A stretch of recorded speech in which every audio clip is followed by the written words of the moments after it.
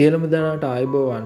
යාළුවනේ ඔයාලා හිතන්න අපි අවුරුදු මිලියන ගණනක් තිස්සේ රජ කරපු මේ ලෝකේ එකම එක දරුණු වෛරසයක් නිසා සම්පූර්ණයෙන්ම අපෙන් ගිලිහිලා කැල හිටපු වඳුරන්ගේ අතට පත් වුණොත් මොකද වෙන්නේ?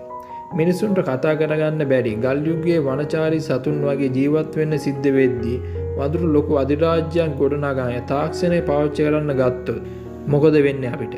ඉතින් යාළුවෙන් කතාව තේරුම් ගන්න නම් අපිට ටිකක් අතීතයට යන්න වෙනවා. අපි කලින් චිත්‍රපටවල දැකලා තිබෙනවා සීසර් තමන්ගේ වඳුරු පරපුරව මිනිසුන්ගෙන් බේරලා ආරක්ෂිත නිම්නයකට අරගෙන ගිහින් අවසානයේ මේ යන හැටි. අන්නේ සිදුවීම අවුරුදු 300ක් විතර ගත වෙලා. දැන් මිනිස්සු හැදූ තමන්ගේම නගරේ හැම අහස් කුසත් සිප ගන්න ගොඩනැගිල්ලකම මහා වනාන්තර වලින් වැහිලා ගිහින් සෝබාදහම නැවත මුළු පෘථිවියම තමන්ගේ අතට අරගෙන.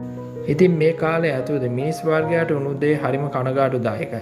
අර පැතුණු සීමීනියම් ෆ්ලූ වෛරසයේ විකෘති වීම නිසා මිනිසුන්ට තමන්ගේ බුද්ධිය කතා කිරීමේ හැකියාව සේරම නැති වෙලා. ඔවුන් හරියට වනමුර්ගය වගේ වනාන්තරයේ අස්සේ හැංගිලා ජීවත් වෙන්නේ. හැබැයි වඳුරු ඔවුන් දැන් ගෝත්‍රයක් විදිහට බෙදලා තමන්ගේ සංස්කෘතිය හදාගෙන භාෂාව දිනු කරගෙන ලෝකයේ ප්‍රධාන පාලකයෙක් වෙලා ඉවරයි. ඉතින් අපේ මේ අලුත් කතාවේ වීඩියෝ තමයි නෝවා. නෝවා කියන්නේ ඊගර් ක්ලෑන්. නැත්නම් රාජා ගෝත්‍රයට අයිති තරුණ චිම්පන්ජියෙක්. මේ ගෝත්‍රයේ විශේෂත්වය තමයි ඔවුන් රාජාලියන්න පොඩි කාලේ ඉඳන් මැටි දැඩි කරලා තමන්ගේ සහායකයෙක් විදිහට පාවිච්චි කරන එක. නෝවාගේ තාත්තා තමයි මේ ගෝත්‍රයේ නායකයා.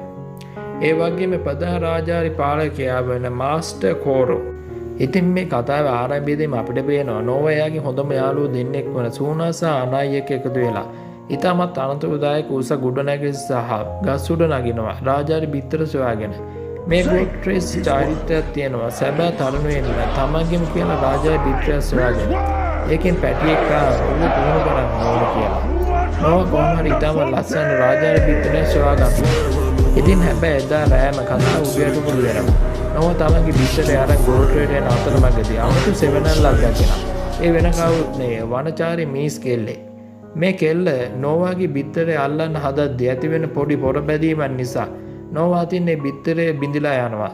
තමන්ගේම ජීවිතයේ වැදගත් බිත්තරයක් නැති වුණු දුකට නෝවා කාටවත් නොකිය රෑම ආයෙත් යනවා වෙනත් බිත්තරයක් සොයා ගන්න. ඉතින් අන්නේ වෙලාවේ තමයි මේ මහා විනාශය සිද්ධ වෙන්නේ. විදුසර නිකුත් කරන දන්නු ආයුධ ඇතතිව මුහුණු ආවරණය දරාගත්තු දන්නු වඳුරු කණ්ඩායම නෝවාගේ ගෝත්‍රයට පහර දෙනවා. ඔවුන් නෝවාගේ ගෝත්‍රයේ නිවාස ගිනිබත් කරනවා. වඳුරන්න මරා දමනවා. නෝවා මේක දැකලා තමන්ගේම ගෝත්‍රය බේර ගන්න දුවගෙන ආවත් ඒ දරුණු වඳුරන්ගේ නායකයෙක් වන සිල්වා කියන මහා ගෝරිල්ලෙක් නෝවාව උසගේ ඉඳන් පල්ලෙහාට ඇදලා දානවා. නෝවාගේ තාත්තා වොවුන් අතින් ඝාතනය වෙනවා.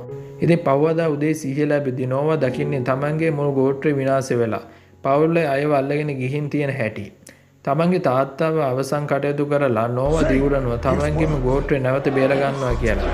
ඔය තනියම අස්සෙත් පිට නැගෙන මේ දරු සෙබළුන්ගේ අඩිපාර දිගේ ඉදිරියටම යනවා. ඉතින් මෙන්න මේ ගමනේදී නෝවාට හමු වෙන කතාවේ ඉතාමත් වැදගත් ආත්මීය චරිතයක්. ඒ තමයි රකා කියන ඔලන්නට වඳුර. රකා කියන්නේ මේ මුළු ලෝකෙම සීසර්ගේ සැබෑ දර්ශනය මතක තියාගෙන අවසාන වඳුරා. ඉතින් රකා නෝවාට කියලා දෙනවා සීසර් කියන්නේ කවුද? සීසර්ගේ මූලධර්ම මොනවද කියලා. සීසර් කියලා දුන්නේ වඳුරන් නොමැරිය යුතුයි. සහ වඳුරන් එකතු වුණොත් ශක්තිමත් කියන දේ. හැබැයි වර්තමානයේ වඳුරු සීසර්ගේ නම පාවිච්චි කරලා අනිත් වඳුරන්ට වහලු කරගෙන ඉන්න හැටි දැකලා රකා හරිම කනගාටුවෙන් ඉන්නේ. ඉතින් ඔන්න ඔය අතරේ අර බිත්තරේ කැඩුණු වෙලාව හිටපු මිනිස් කෙල්ල තාමත් නෝවලා පස්සෙන් එනවා.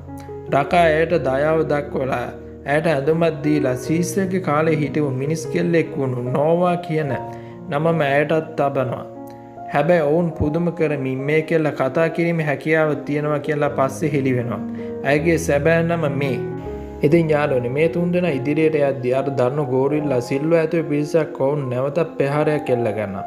ඒ දරුණු සටනේදී අපිට ගොඩක් ආදරණීය හිතුණු රකා මහා සැඩපාරකට අහුවෙලා ගඟේ ගසාගෙන ගිහින් මිය යනවා. ඒක කතාවේ තියෙන සෑහෙන්න හැඟීම්බර අවස්ථාවක්. අවසානයේ නෝවා සහ මේ දෙදෙනා අර සෙබළුන් අල්ලාගෙන තමන්ගේ මහා රාජධානියට අරගෙන යනවා. ඉතින් මෙන්න මේ රාජධානිය පාලකයා තමයි පෝක්සීමස් සීසර්. මෙයා හරිම කූර දරුණු ඒ වගේ බුද්ධිමත් රජෙක්. මෙයා සීසර්ගේ නම තමන්ගේ වාසියට පාවිච්චි කරලා අනිත් හැම වඳුරු ගෝත්‍රයේම වහල්ලු කරගෙන මුහුදු වෙරළක ලොකු අධිරාජ්‍යයක් ගොඩනගාගෙන තිබෙනවා. මෙයාට ඕන වෙලා තියෙන්නේ මොකද්ද දන්නවද? මේ වෙරළේ තියෙන අතීතයේ මිනිස්සු හදපු දැවන්ත වාහනේ දොරවල් වලින් වැහුණු රහස් මේට්‍රි බංකරයක්. පෝක් සීමස්ට ඕනේ කරන්නේ මේ බංකර ඇතුලේ තියෙන මිනිසුන්ගේ තුවක්කු බෝම්බ සහ දියුණු තාක්ෂණය අයිති කරගන්න. ඒක ඇතුලට ගියොත් තමන්ගේ මුළු පෘථිවියම සදහටම පාලනය කරන්න පුළුවන් කියලා ඔහු දන්නවා. හැබැයි දොරවල් කඩන්නේ වඳුරන්ගේ ශක්තිය මදියෙන් වෙලා තියෙන්නේ. ඒකයි ඔහු හැම ගෝත්‍රයෙන් වඳුරන් වහලු කරගෙන රෑදවන්න නැතුව දොරවල් කඩන්න වැඩගන්නේ. ඉතින් මේ රාජධානියේ ට්‍රේ වෙනත් කියලා තවත් මිනිසෙක් ඉන්නා. ඔහු ෆෝක් සීමස්ට මිනිස් ඉතිහාසය සහ පොත්පත් කියවලා දෙන කෙනෙක්. මෙතනදී තමයි මේගේ සැබෑ අරමුණ හෙළි වෙන්නේ. ඇයට ඕන කරන්නේ ෆෝක් සීමස්ට කලින් මේ බංකරයට ඇතුළට ගිහින් එහි තියෙන ඉතාමත් වැදගත් සංවේදන කේතය අරගන්න. මොකද මේ ලෝකයේ තවමත් බුද්ධිමත් මිනිස්සු කණ්ඩායම රහසගතව ජීවත් වෙනවා. ඉතින් නෝවා තමන්ගේ වහල් වෙලා ඉන්න ගෝත්‍රය බේර ගන්න. මේ තමන්ගේ වැඩේ කරගන්නත් එකතු වෙලා රහස් සැකසුමක් හදනවා. ඔවුන් රෑ කාලයේදී ෆෝක් සීමස්ගේ ඇස් වහලා බංකරේ පුපුරන ද්‍රව්‍ය සවි කරලා රහස් මාර්ගයකින් ඇතුළට යනවා. බංකර ඇතුළට ගියහම නෝවා දකින්න අතීතයේ මිනිසුන් කොච්චර දියුණුද කියලා. පින්තූර පොත්වල මිනිසුන් වඳුරන්න කූඩුකට දාලා හැටි දැක්කම නෝවාට තේරෙනවා මිනිසුන් සහ වඳුරු කියන්නේ කවදාත් එකට ඉන්න බැරි දෙපිරිසක් කියලා. ඉතින් ඔවුන් සංවේදන කේතය ආරන් එළියට එන්න හදද්දීම ෆෝක් සීමස් තමන්ගේ සේනාව එක්ක එතනට කඩා වදිනවා. ඉතින් ෆෝක් සීමස් මේව මරන්න හදද්දි මේ ඊටමත් නිර්භීත තීරණයක් ගන්නවා. ඇය අර සවිකර බෝම්බ පුපුරවලා මුහුදු ජලයේ කෙලිම බංකරය ඇතුළට ගලන්න සලස්සන. මුළු බංකරයේම ජලයෙන් යට වෙද්දී වඳුර බේරෙන්න උඩට දුවනවා. නෝවා තමන්ගේ රාජ්‍යාලි පුහුණුව පාවිච්චි කරලා තමන්ගේ ගෝත්‍රය හැමෝටම කෑ ගහලා කියනවා රාජ්‍යාලි සලකුණු දෙන්න කියලා. සිය ගණනකින් රාජ්‍යාලු ඇවි ෆෝක් සීමස් සීසට දරුණු ලෙස කෙටියෙන් ප්‍රහාර එල්ල කරනවා. ඉතින් අවසානයේ ෆෝක් සීමස් මහා ප්‍රපාතයෙන් මුහුදට වැටිලා මිය යනවා. ඉතින් කතා අවසානයේ නෝවා තමයි ගෝත්‍රය අරන් නැවත තමන්ගේ ගම්බිම් බලා යනවා. මේ නෝවාව හමුවෙන් එනවා සමුගන්න. ඉතින් ඔවුන් දෙදෙනා අතර ලොකු මිත්‍රත්වයක් තිබුණත් ඔවුන් දන්නවා තමන්ගේ වර්ගයේ පැවැත්ම ඉදිරියේදී සටන් කරන්න වෙන වග. මේ කෙලින්ම යන්නේ මිනිසුන් ඉන්න රහස් සංවේදන මධ්‍යස්ථානයට. එය අර බංකරයෙන් ගත්ත කේතේ පාවිච්චි කර අභ්‍යාසකාශයේ තියෙන චන්ද්‍රිකා නැවත පන්න ගන්වනවා. ඒත් එක්කම ලෝකයේ විවිධ පැතිවල ඉන්න බුද්ධිමත් මිනිස්සු එකිනෙකා සම්බන්ධ වෙනවා. අපිට පේනවා. ඒ කියන්නේ ඉදිරි චිත්‍රපටවලදී මිනිසුන් සහ වඳුරු අතර දැවන්තර ලෝක යුද්ධයක් බලා ගන්න පුළුවන් කියන එකයි. ඉතින් ඔයාලත් මේ සුපිරි ෆිල්ම් එක බැලුවා නම් ඔයාලට හිතුණු දේ පල්ලෙහෙන් කමෙන්ට් කරන්න අමතක කරන්න එපා. මේ වගේම තවත් ලස්සන සිනමා විචාරයක ඉක්මනට හමු වෙමු. එතකන් හැමෝටම ජය වේවා.